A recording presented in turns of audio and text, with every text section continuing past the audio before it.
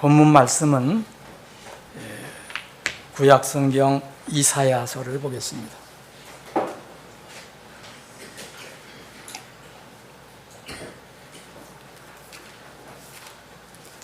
이사야서 36장입니다.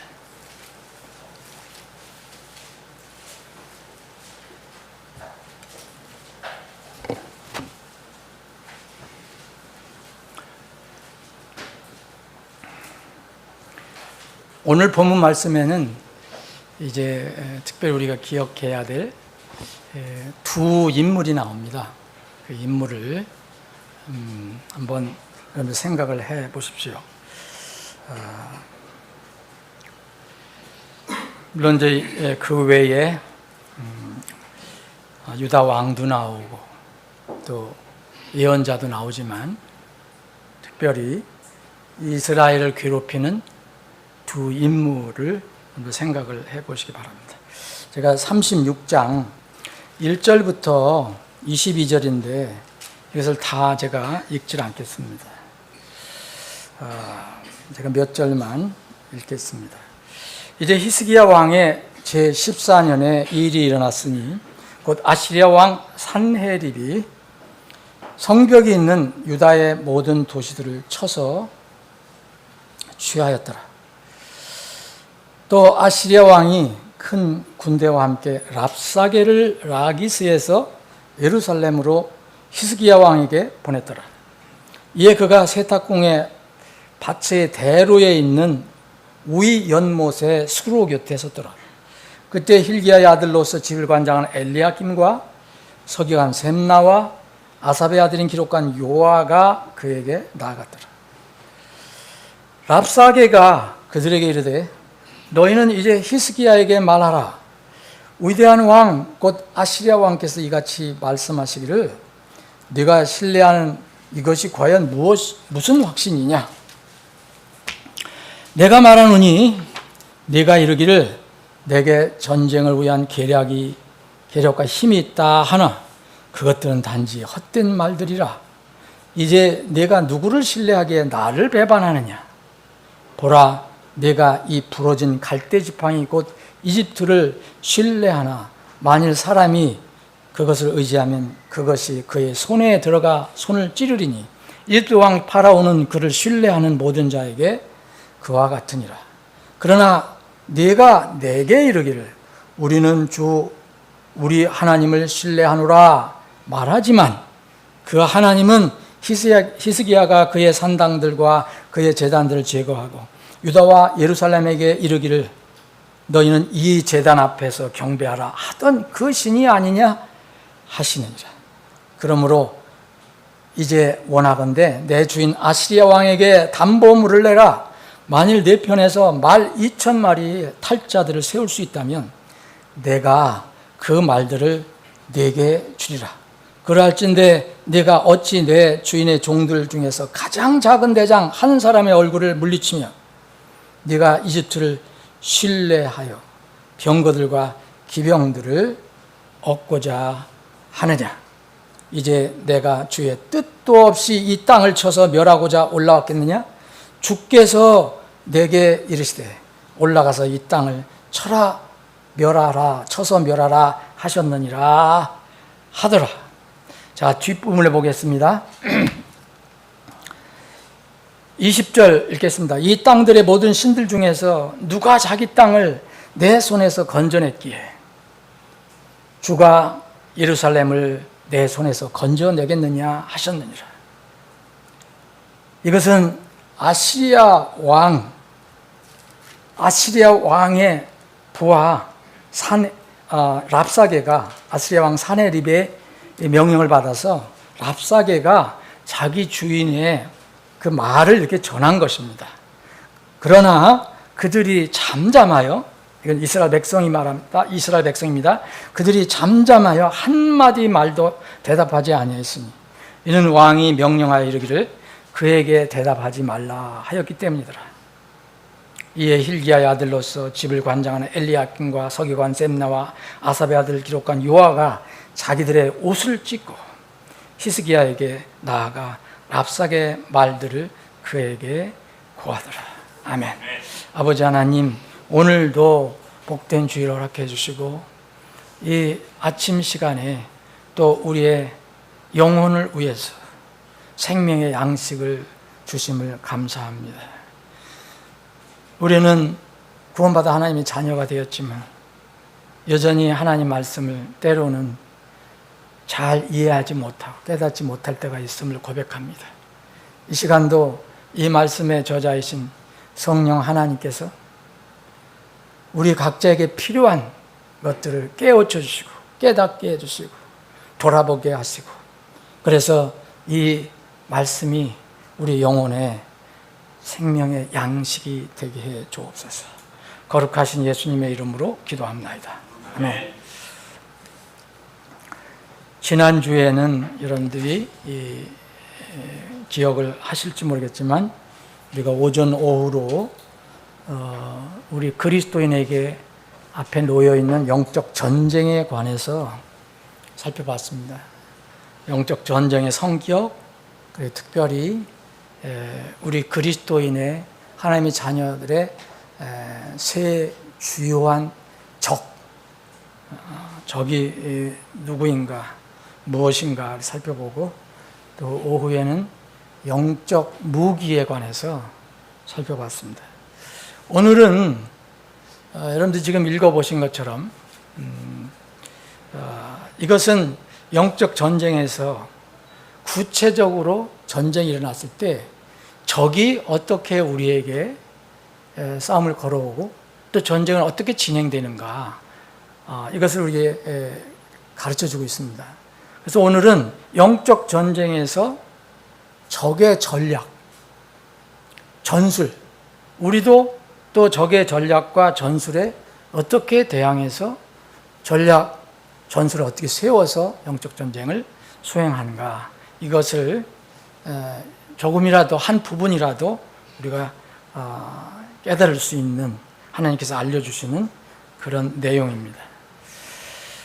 여기에 말씀드린 대로 히스기야 왕, 유다의 왕 중에서 비교적 선한 왕이라고 칭함받는 히스기야 왕 제14년에 이 일이 났어요. 주위에 있는 강대국, 당시의 강대국이었던 이 아시리아 왕이 이스라엘을 침공합니다. 그때의 아시리아 왕 이름은 산헤립입니다.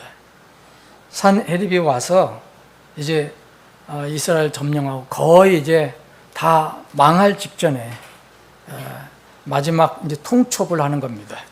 산헤립이 그 부하 랍사게를 통해서 직접 그 성 앞까지 와서 소리 질러서 항복을 이제 권하는 겁니다.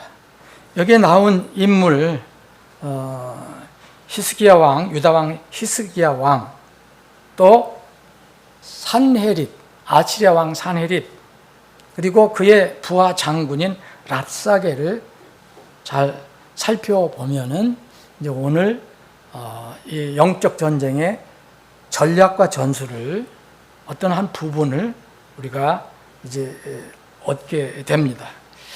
이 랍사게를 살펴보면 랍사게는 아시리아 그 나라의 여러 가지 고관들 중에 그 직명 중에 하나입니다. 직명 중에 하나입니다. 랍사게가. 그래 랍사게라는 이름을 이제 찾아보니까 이 랍사게는 직명이 뭐냐? 원래 그 아시리아 왕의 잔을 맡은 우두머리예요. 잔을 맡은 우두머리. 이게 성경에 보면은 이제 고대 왕국에는 왕은 잔도 자기가 안 들었는가 봐요.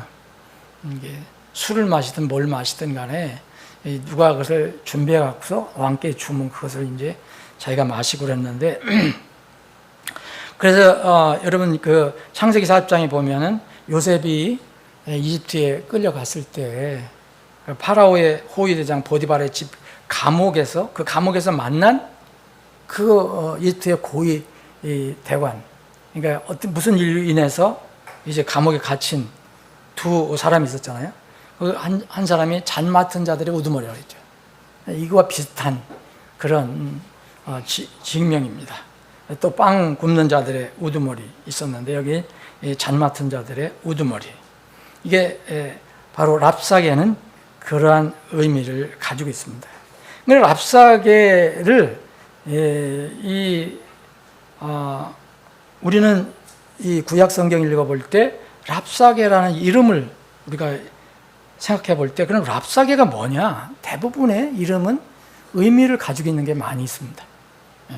어떤 경우는 의미를 찾지 못한 경우도 있지만 이 랍사개는 이 의미가 있습니다. 그러니까 랍이라는 것은 수장이란 뜻이에요. 머리란 뜻이에요. 그래서 그 잔 맡은 자들의 우두머리, 그런 뜻이 온 거고요. 그래서 이 랍이라는 것은 머리이고 높은 고위직에 있는 사람이고 또 양이라든지 크기라든지 수량을 얘기한다면 풍부한 것을 얘기합니다. 그래서 머리. 그 다음에 이제 샤크라는 건 뭐냐? 샤크는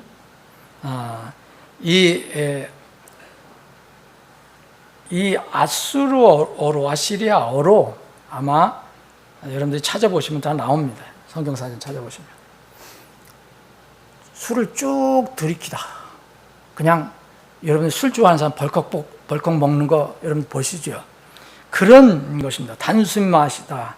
꿀꺽꿀꺽 마시다. 그런 뜻이 있습니다. 샤크.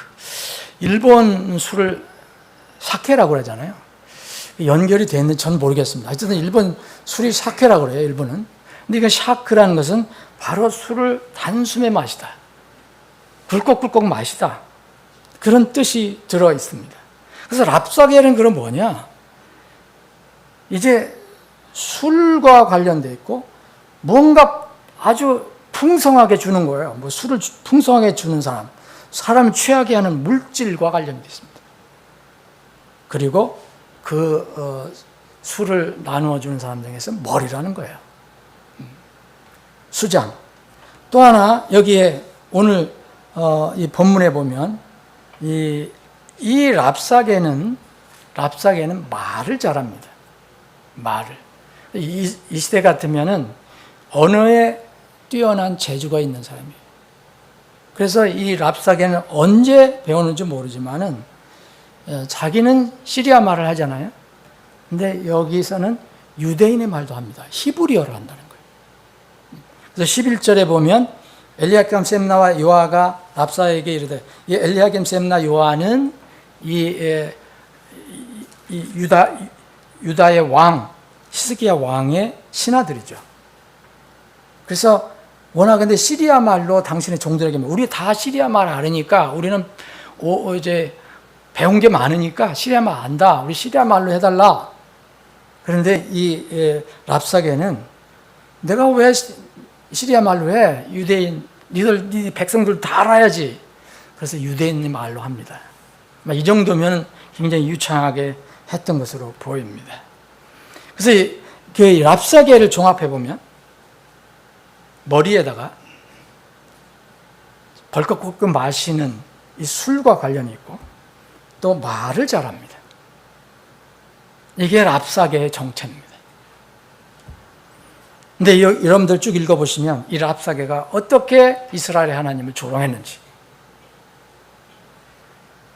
유다 히스기야 왕 백성들을 어떻게 겁주고 이간시켰는지 나옵니다.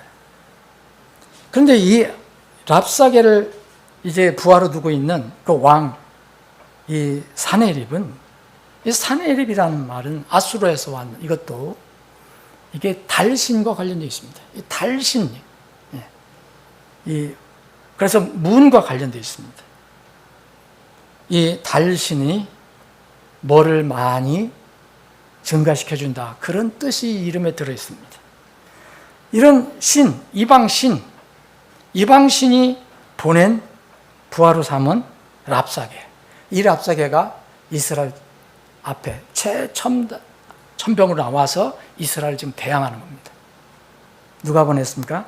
월신 이름이 들어있는 사네립이 랍사게를 보냈는데, 랍사게는 이렇게 뭔가 우두머리인데, 왕의 잔을 드는 우두머리인데, 사람들을 이렇게 뭔가 취하게 하는 그런 물질을 주고 또 말도 잘합니다.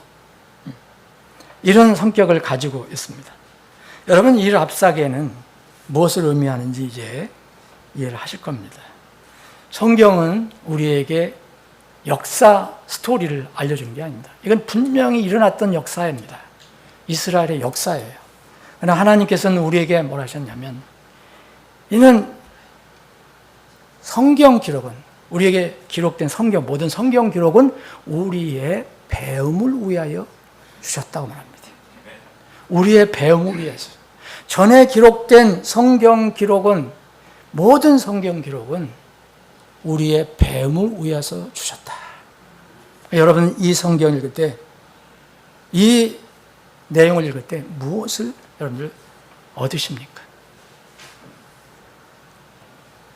우리 주위에는요, 항상 이 랍사게가 있습니다. 우리 주위에는 항상 사내립이 있습니다. 이 사내립은 랍사게를 보냅니다. 이 랍사게는 보통이 아닙니다. 하나님을 조롱하고 유다 백성과 왕을 이간질시킵니다.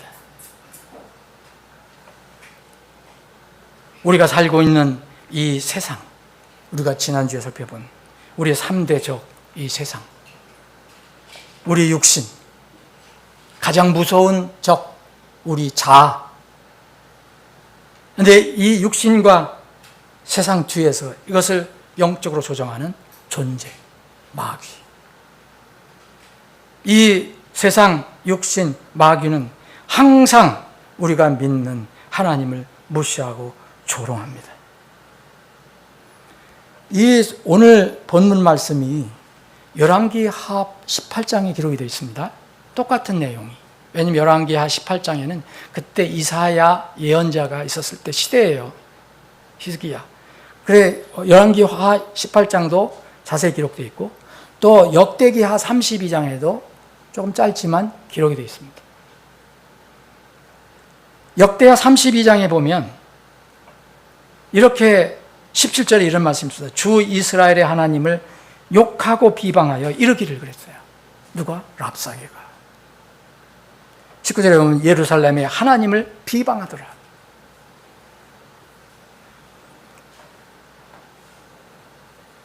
이렇게 하나님을 비방하고 조롱하고 하나님과 백성 사이를 어떻게든지 떨고 놀려고 애를 쓰는 것이 바로 우리의 적입니다. 이 과정에서 우리의 적들은, 이 과정에서 랍사게는 특히 이 과정에서 하나님까지 이용합니다. 자, 오늘 본문의 10절에 보면 이제 내가 주의 뜻도 없이, 여기 내가라는 것은 랍사게입니다. 이 장군입니다. 장군. 이 사내립이 보낸 장군이에요. 이제 내가 주의 뜻도 없이 이 땅을 쳐서 멸하고자 올라왔겠느냐? 너희들이 믿는 그 주 여호와 하나님, 이 굵은 대문자로 되어 있는 것은 우리 개역성경의 여호와 하나님이다. 그 주의 뜻도 없이 이 땅을 쳐서 멸하고자 올라왔겠느냐? 이거 하나님 뜻이라고 얘기하는 겁니다. 주께서, 너희들이 믿는 그 여호와 하나님께서 내게 이르시되 올라가서 이 땅을 쳐서 멸하라 하셨느니라. 그렇게 말하고 있습니다. 백성들 앞에서. 심지어는 이렇게 하나님을 이용해서 거짓말을 합니다. 적들은 그렇게 합니다. 여러분, 에덴 동산에서 제일 처음에 그 사람들 세상에 죄를 가져올 때 거짓말을 이용한 거 여러분 아시죠? 여러분, 이 전략은 새로운 것이 아닙니다. 에덴 동산에서 이미 뱀의 모양으로 나타난 마귀가 첫 피조물 사람을 속이고 하나님을 은근히 무시하고, 하나님이 니들이 신이 될 것 같아서 안 가르쳐 주는 거라고 슬쩍 하나님 무시해버리고, 또 창조주 하나님과 피조물 사람 사이를 이간시키는 일을 했습니다. 이런 일들이 우리 일상에서 항상 일어나고 있습니다. 우리는 영적인 눈으로 그걸 바라보지 못하는 것뿐입니다. 그래서 주님은 늘 기도하면 깨어 있으라고 반복적으로 경고하신 거예요. 이 구약의 이야기지만 신약에서 예수님이 돌아가시기 전에 늘 그런 말씀하셨어요. 너희가 시험에 들지 않도록 깨어서 기도하라. 영은 참으로 원하나 육신은 약하도다. 우리 육신이 얼마나 약한지 여러분 아십니까? 이게 이용을 당하고 때로는 이 육이 진리를 대적한 자리에 서게 됩니다. 우리 앞에 랍사개가 나타납니다. 분명히 나타납니다. 구원받고 하늘에 올라갈 때까지 이 땅에 살 때 랍사개는 쉬지 않습니다. 사내립은 쉬지 않습니다. 랍사개가 그럼 뭡니까? 마귀가 던져주는 유혹입니다. 육신적으로 부추기는 겁니다. 때로는 이 랍사개가 우리에게 고난과 고통도 가져옵니다. 이 랍사개가 나타날 때 어떻게 그걸 물리치고 어려움을 극복할 수 있겠습니까? 오늘 이 사건은 우리에게 몇 가지 힌트를 줍니다. 랍사개가 이렇게 담대하게 대담하게 하나님을 조롱하고 비방하고 하나님 백성 이스라엘 앞에서 이런 말을 할 때 우리가 첫째 이 말씀을 통해서 기억해야 될 것은 랍사개의 말에 귀를 기울이지 말라는 겁니다. 우리 지도자들을, 여기 있는 지도자들은 그래서 최소한 그걸 막기 위해서 이 당신 나라 말로 해라. 우리 백성 못 알아듣게. 근데 그 들어줄 리가 없죠. 우리에게 다 들려옵니다.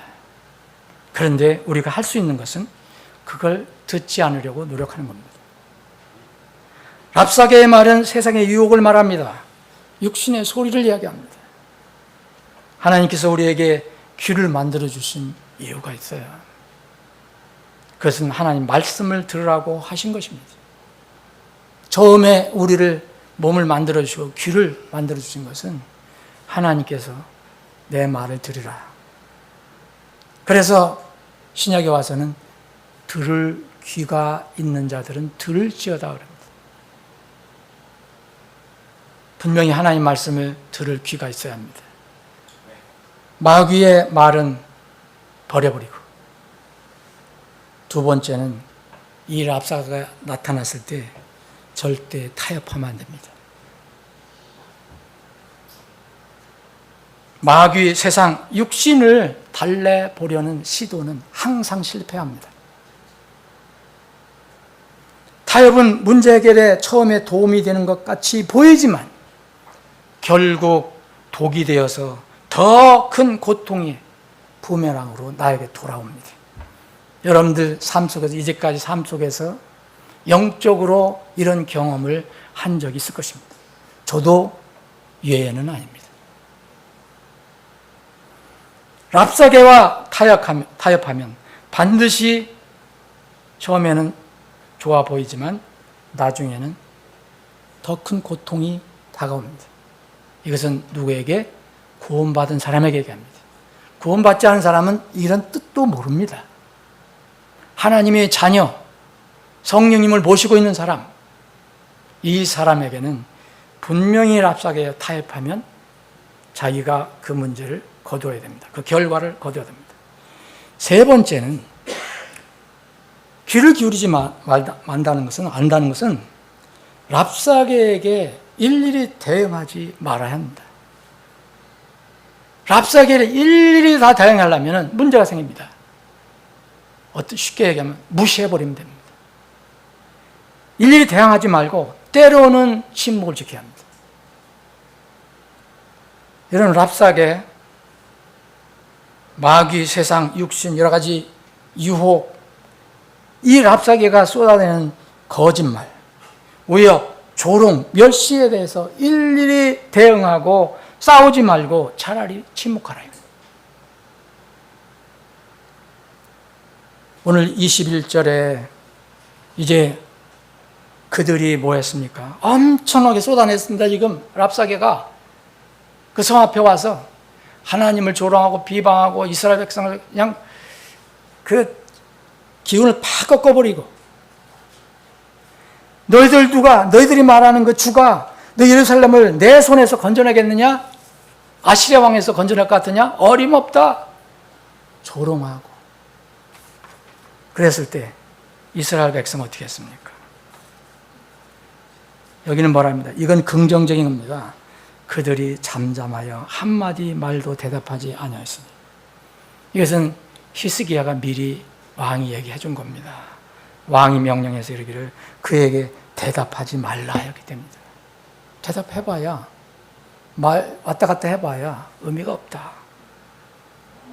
그럼 잠언 11장 12, 13절 이런 말씀이 있습니다. 지혜 없는 자는 자기 이웃을 멸시하나 명철한 사람은 잠잠하느니라. 지혜 없는 사람은 이웃과 다툽니다. 무슨 문제가 생기면. 그런데 명철한 사람은 잠잠합니다. 소문을 퍼뜨리는 자는 은밀한 일을 드러내나. 아주 이 나쁜 이 습관을 성경은 아주 무섭게 얘기합니다. 사람은 소문을 퍼뜨리는 사람들이 있어요. 이 사람들은 나쁜 것들을 은밀히 드러낸다 그랬잖아요. 근데 신실한 영을 지닌 자는 문제를 숨기느니라 그랬어요. 그래서 직접 대응하지 않습니다. 여러분, 이 전도서에 보면 이런 말씀이 있어요. 찢을 때가 있고 꿰맬 때가 있고 잠잠할 때가 있고 말할 때가 있다. 우리는 말할 때가 있어요. 말할 필요가 있을 때가 있어요. 그런데 잠잠할 때가 있어야 됩니다. 진리에 대해서, 정말 복음에 대해서, 이런 것은 예수님에 대해서 우리는 말해야 합니다. 그러나 이런 유혹이나 여러 가지 타협이 올 것 같은 이런 것들에 대해서는 침묵을 지키는 것이 좋습니다. 예수님께서 이 땅에서 이제 십자가에 달리기 전에 심판을 받잖아요. 막 주님께서 끌려가서 그 당국자들이, 종교인들이, 이스라엘 그 유대인 종교인들이 예수님을 신문합니다. 거짓 증인들도 데려다가 예수님을 비방합니다. 죄를 덧씌우기 위해서. 여러분 읽어보셨죠? 예수님 어떻게 했습니까? 거짓 이 증인들이 와서 예수님이 어떻다. 예수님은 일체 대응 안 하십니다. 나는 그렇지 않다면 얘기하시지 않습니다. 예수님께서 뭐냐면 그분께서 잠잠하시고 아무것도 대답하지 아니하더라고 했어요. 자기를 비난하는, 예수님을 비난하는 그런 증인들에 대해서 일일이 대응하지 않으셨습니다.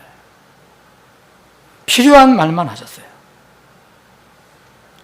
아모스 5장 13절에 보면 마지막 때가 이런 때입니다. 그러므로 그때 분별이는 자가 침묵을 지키리니 이는 그때가 악한 때이기 때문이라. 우리가 구약 성경을 읽어보면 특별히 모세 이야기를 많이 읽게 되는데 모세는 어떤 태도를 가졌나? 바로 이런 지혜를 가졌습니다. 모세는 자신을 비방하는 자기 가족, 심지어는 자기 누이, 자기 형제 미리암과 아론을 직접 대응하지 않았어요. 맞붙어 싸우지 않았어요. 대신 하나님께 무릎을 꿇었습니다. 그리고 그 백성의 지도자들인 고라, 다단, 아비람 이런 일당이 자신의 권위에 도전했을 때, 비방했을 때 직접 대응하지 않고 먼저 하나님 앞에 무릎을 꿇었습니다.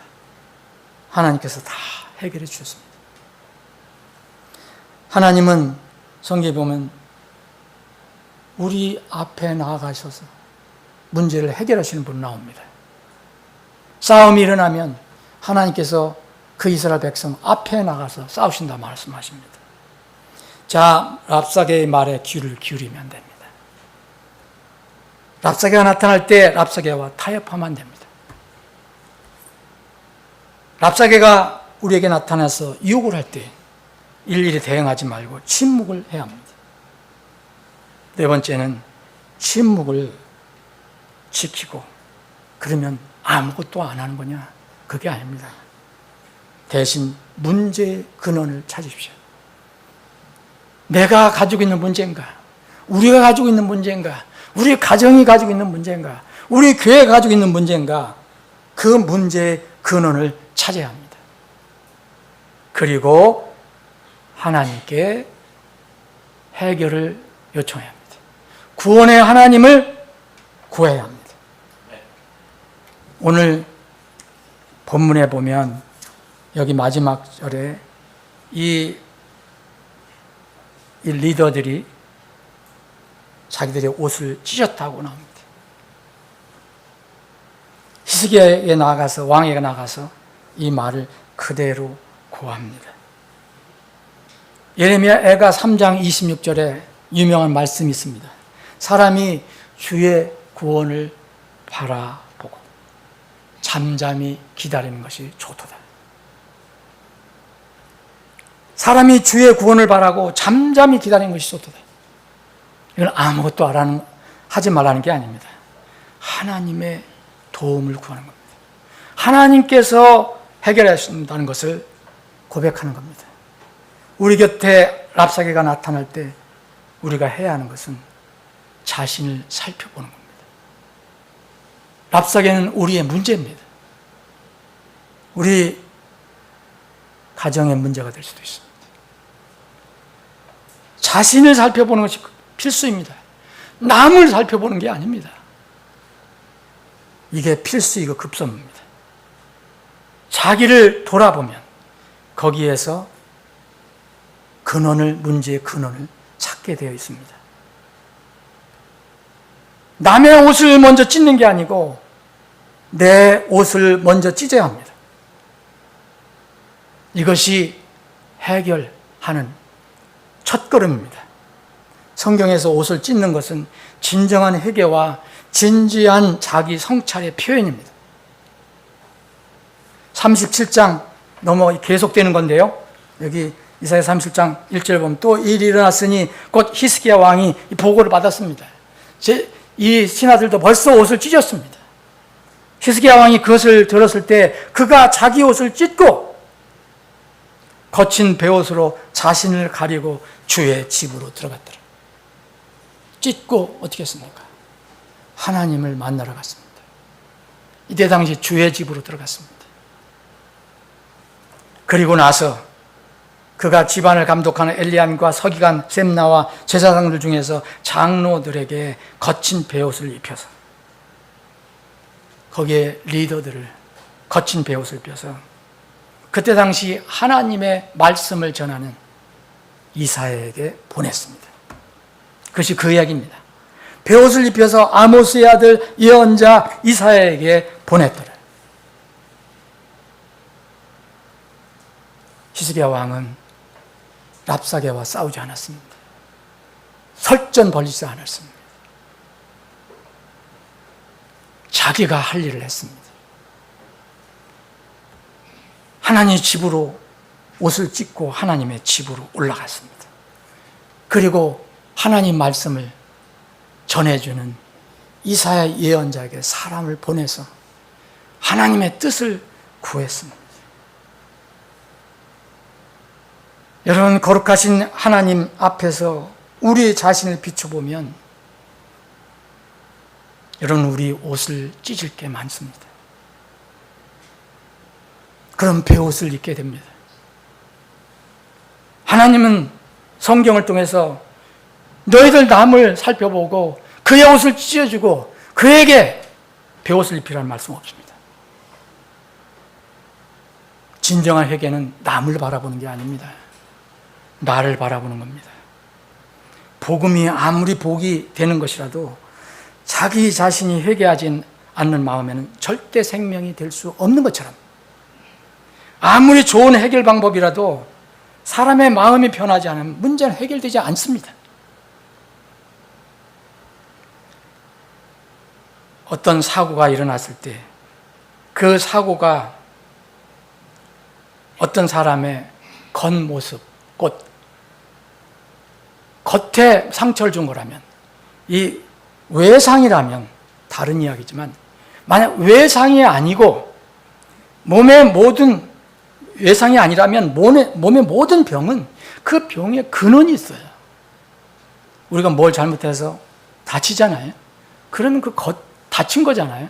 그럼 거기서 뭐를 먹균을 부르든 뭐 바르면 되지만, 이런 거 외상이 아닌 거는요, 전부 겉에 드러나는 것은 몸 안에 있는 뭔가 있어서 나오는 겁니다. 그런데 우리는 그 외상만 보려고 합니다. 그래서 우리는 우리 안에 있는 내면적인 문제를 놓칩니다. 이 세상의 다툼은 다 거기서 나오는 겁니다. 공동체의 문제는 다 거기서 나옵니다.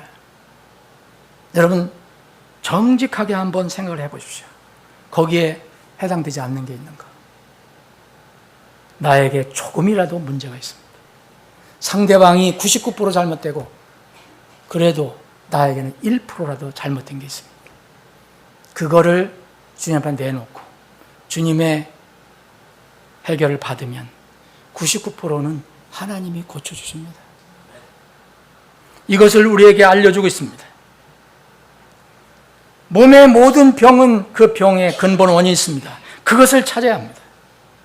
우리의 모든 영적 문제는 영적이든 물리적이든 환부만 다스리면 절대 그 문제 해결받을 수 없습니다. 문제의 해결책은 피가 나오는, 그래서 보이는 환부가 아닙니다. 눈에 보이지 않는 더 깊은 근원을 찾아서 치료해야 합니다. 예수님이 계셨을 때 12의 혈루증 앓던 여인이 간절한 마음으로 예수님께 다가왔습니다. 그 여인은 자기 재산을 다 탕진할 정도로 그 겉에 왜 피가 나오는가? 모든 그때 의원들 다 찾아가서 다 탕진했습니다. 재산을. 이제 마지막 희망. 예수님이 병든 자를 고친다는 그런 소문을 듣고 예수님께 다가갔을 때 예수님이 어떻게 그 여인을 치료해 줬습니까? 예수님께서는 그 피가 흐르는 근원을 마르게 하셨다고 나옵니다. 겉에 피를 멎게 하신 게 아닙니다. 그 근원을 마르게 하셨어요. 예수님은 그렇게 치료해 주십니다. 자신을 살펴보는 것이 항상 문제의 핵심입니다. 두 번째는 내 문제를 직시했으면 일어난 문제만 바라보지 말라는 거예요. 나에게 폭풍이 옵니다. 태풍이 붑니다. 바람이 붑니다. 이것만 보지 말라는 거예요. 하나님을 바라보라는 거예요. 이 히스기야가 한 것처럼. 자기 자신을 바라보고 자기의 온몸을 찢고 베옷을 입고 그 다음에 어디로 갔습니까? 주의 집으로 올라갔습니다. 주의 집에 올라가서 이제 하나님의 말씀을 듣기를 원했습니다. 예언자 이사야에게 사람을 보냈습니다. 여러분, 하나님을 바라보면 하나님이 이 문제를 해결해 주도록 기도하면 하나님께서 절대로 가만히 계시는 분이 아닙니다. 하나님은 어떤 분이십니까? 성경은 하나님은 자녀의 모든 것을 아시는 분이라 했어요. 우리의 머리카락도 아신다고 그랬어요. 머리카락 수까지도 아신다고 그랬어요. 또 가장 좋은 것을 주신다고 그랬어요. 여러분, 마태복음 6장, 8장, 7장 한번 읽어보십시오. 우리가 믿는 하나님은 무능하고 무관심하고 그냥 방치하시는 하나님이 아닙니다. 사랑하는 여러분, 여러분들 진정으로 여러분들이 믿는 하나님이 살아계시고 역사하시는 하나님이라고 믿으십니까? 그 하나님은 절대 여러분들의 문제에 대해서, 삶에 대해서, 우리의 문제에 대해서 무관심하시지 않습니다. 그분은 우리의 모든 상황을 다 아시고 우리에게 가장 좋은 것을 주시려고 하시는 분입니다. 히스기야 왕이 옷을 찢고 베옷을 입고 주의 집에 올라가서 신하들을 하나님 예언자 이사야에게 보냈다는 것은 무엇을 의미합니까? 이사야라는 이름 자체가 이사야는 뭡니까? 여호와는 하나님은 구원이시다는 뜻입니다. 이름 자체가 하나님은 구원이시다예요. 이 상황에서 누가 구원해 주십니까? 누가 이 문제를 풀어주십니까? 히스기야는 그걸 알았습니다.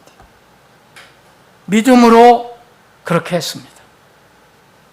이스라엘의 문제, 히스기야의 문제 근본적으로 해결하실 분은 오직 하나님 뿐이십니다. 랍사게는 계속적으로 신성모독합니다. 위협합니다. 여러분 37장 읽어보시면 계속 위협합니다. 랍사게를 대응하지 않고 하나님께 문제 해결을 간구합니다. 히스기야의 기도를 들으시고 하나님은 마침내 응답하십니다. 이사야 37장 21절 보면 그때 아모스의 아들 이사야가 히스기야에게 사람을 보내어 이르되 주 이스라엘의 하나님이 이같이 말하노라 내가 아시리아 왕 사네립을 대적하여 나에게 기도하였노라. 그러시면서 이제 이사야를 통해서 내가 이렇게 결정했다. 내가 네 기도를 들었다. 이렇게 할 것이다. 알려주십니다.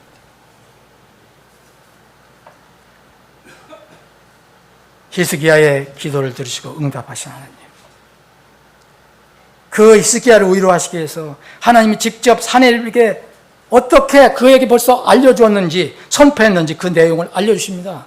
여기 21절부터 35절까지 하나님께 길게 말씀해 주십니다. 내가 사네립에게 이미 벌써 말했다. 여러분 하나님의 열심이 친히 문제를 해결해 주십니다. 하나님은 열심을 가지신 분입니다. 32절 보면 37장 32절 이는 예루살렘으로부터 남은 자가 나오고 피하는 자들이 시온 산으로부터 나올 것이기 때문이니 곧 만군의 주의 열심이 이것을 행하리라. 이스라엘을 구원하겠다는 겁니다. 주의 열심, 하나님의 열심 친히 해결하십니다. 어떻게 이 문제를 해결해 줬습니까? 이런 유다를 침공한 아시리아의 군사 사네립이 랍사게를 통해서 보낸 이 군사. 여러분 하나님이 하시면 그냥 간단히 끝납니다. 아시리아의 군사 그것도 18만 5천 명이 하룻밤에 주께서 보내신 하나님의 천사에 의해서 하룻밤에 몰사당합니다.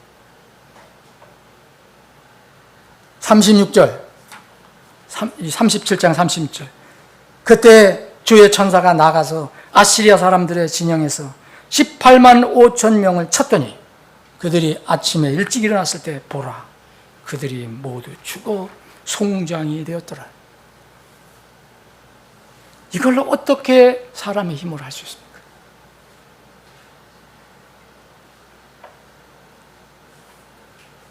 유다를 침공한 아시리아 군사 18만 8천 명이 주의 천사에 의해서 하룻밤에 몰사한 사건은 중요한 내용이 아닙니다.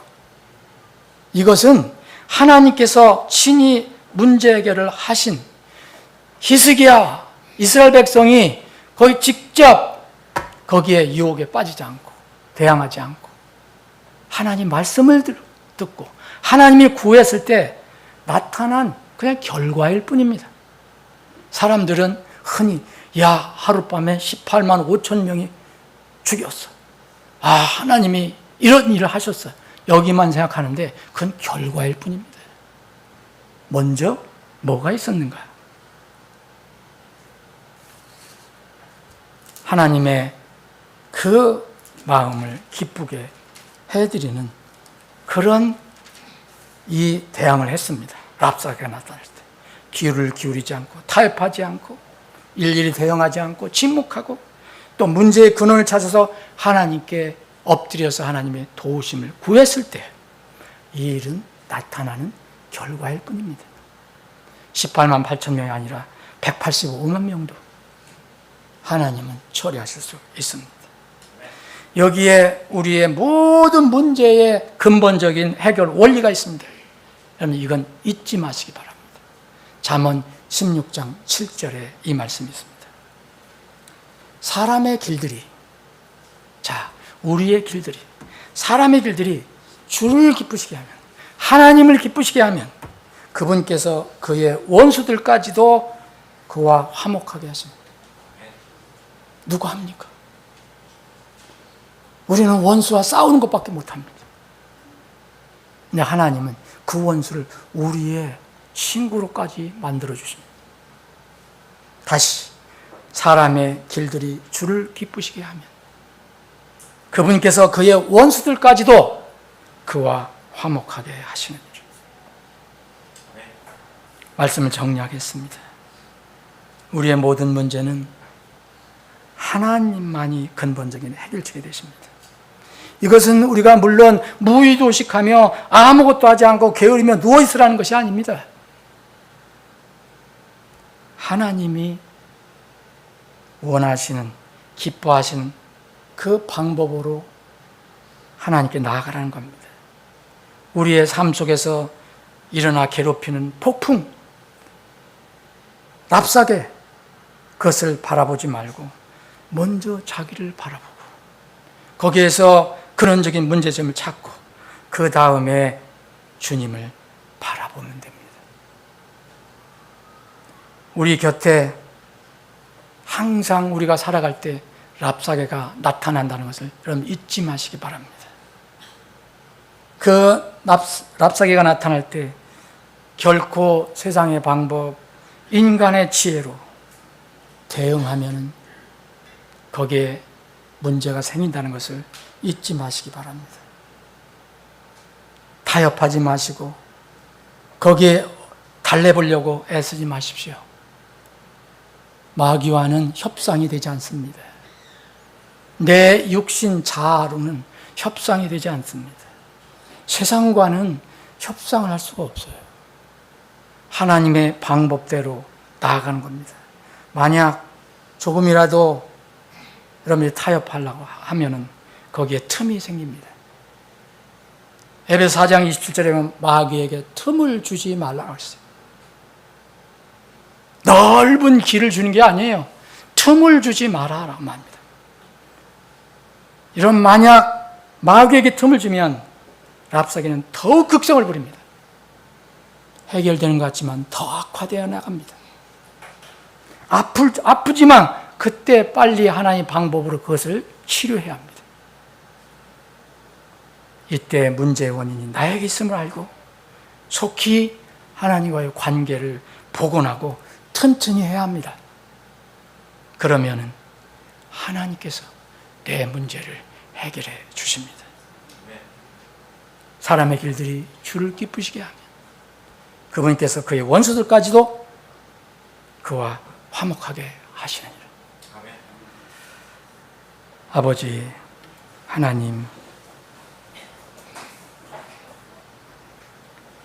오늘 말씀을 통해서 다시 한번 나를 돌아보고 우리를 돌아보고 우리 가정을 돌아보고 우리 교회를 돌아보게 해주심을 감사합니다.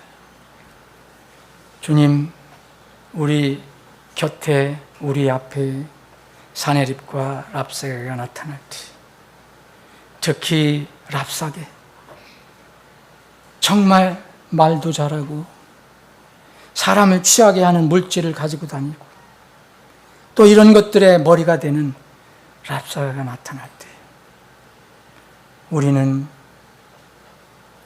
쉽게 그를 달래려고 하고 그와 뭔가 타협하려고 하는 속성이 있음을 정직하게 고백합니다. 주님, 오늘 말씀을 통해서 우리의 이런 삶에 어떤 습관이 있었다면 오늘 이 말씀을 저희들이 겸허히 받아들여서 이런 태도를 이제 버리기를 원합니다. 랍사게가 우리 앞에 나타날 때 세상의 방법, 인간의 지혜로 그와 협상하거나 달래려고 하지 않겠다고 말씀을 대신 붙잡겠다고 굳게 다짐하는 시간이 되기를 원합니다. 우리 주위에는 항상 랍사개가 있습니다. 때로는 그 랍사개가 우리에게 폭풍도 몰아옵니다. 폭풍이 몰려올 때 그것을 바라보지 않고 오직 나를 살펴보고 다음에 주님을 바라보는 우리가 되게 해 주시옵소서. 어려움을 겪고 있는 지체가 있습니까? 가정이 있습니까? 우리 교회에 문제가 있습니까? 이 나라 이 민족에 문제가 있습니까? 이 영적 원리를 적용해서 하나님의 은혜로 다 해결받고 하나님 더 찬양 경배하는 내가 되게 해주시고 우리가 되게 해주시고 우리 가정이 되게 해주시고 우리 교회가 되게 해 주시옵소서. 거룩하신 예수님의 이름으로 기도합나이다. 아멘.